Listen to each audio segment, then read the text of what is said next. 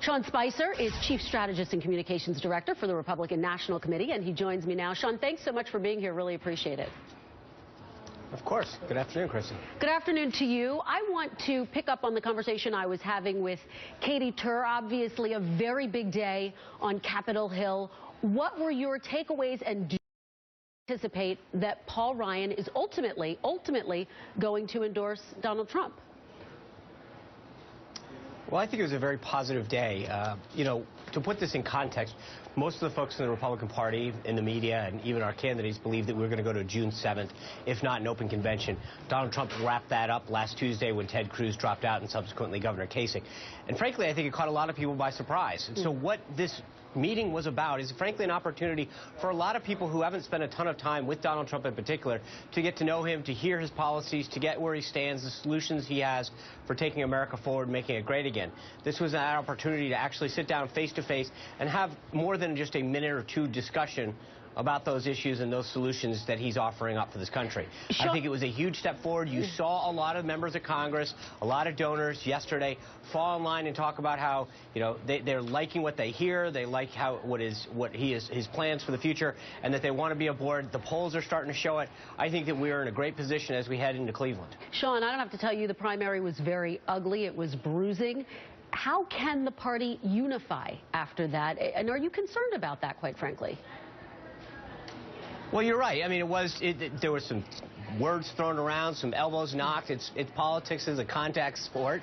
But at the end of the day, one of the things, not one of, the single greatest unifying aspect of this process for all Republicans, for all conservatives, is the prospect of Hillary Clinton in the White House.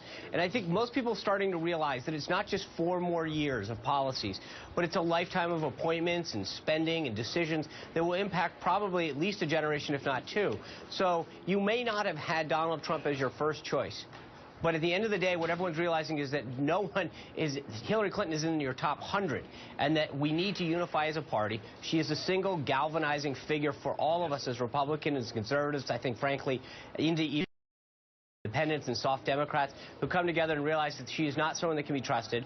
Her policies are to the extreme left as she continues to pander because Bernie Sanders has taken this so long. So I think that Republicans, not just Republicans, but independents and Democrats are starting to realize that we do have a clear choice going into November. This country has serious problems, whether it's domestic or foreign policy. Sean, we've got 2 stark images of how to take the country. And Sean, let me ask you about one of the big issues this week. Donald Trump's taxes. He said he's not going to release them because they're being audited. Let me play you one of his most recent interviews about that topic and get your reaction on the other side.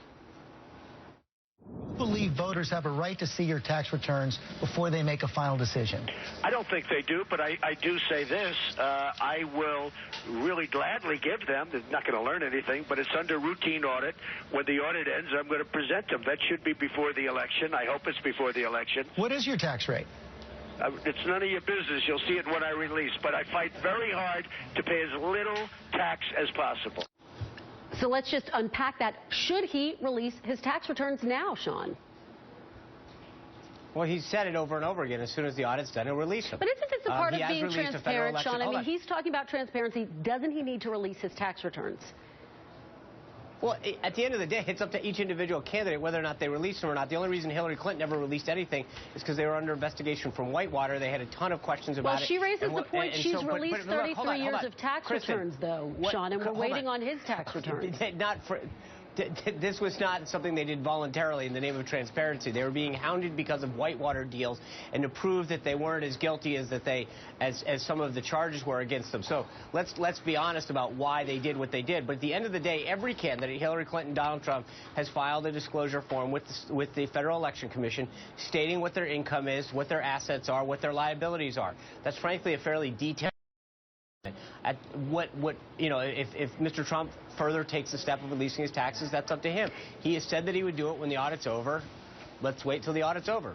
Even Richard Nixon, though, it has been pointed out, released his tax returns even though he was being audited. I mean, isn't this a part of running for president, particularly once you become the nominee? And he said in that interview that he will release his taxes. So I'm going to take him at his word and we'll go from there.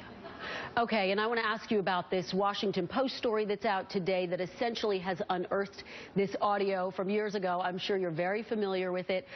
Donald Trump, they say, is posing as his publicist to promote himself, essentially. He knocked that down today. He said, hey, look, that wasn't me. What is your reaction to that, and does that somehow undercut his argument that he is going to be a fair, ethical candidate moving forward?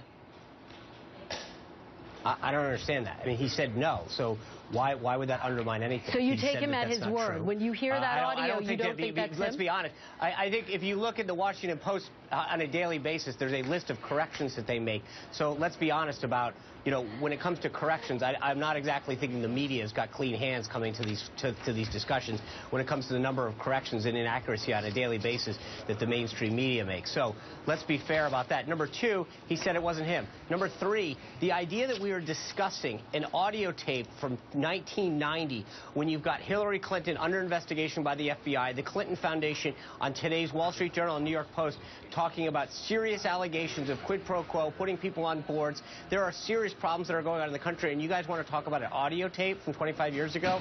I mean, let's be... Well, we're going to talk about all of that, Sean. To be fair, we're going to talk about all of that. This is just your chance to respond to this latest allegation that has to do with your candidate. My answer is I think it's frankly silly. I think it's silly. I think there's a lot of important issues that need to get discussed about putting people back to work, moving this country forward, threats that we face from overseas, and the fact of the matter is that we're talking about an audio tape from 25-plus years ago that is apparently a voice that sounds similar to something. I mean, let's be honest, it's silly at best.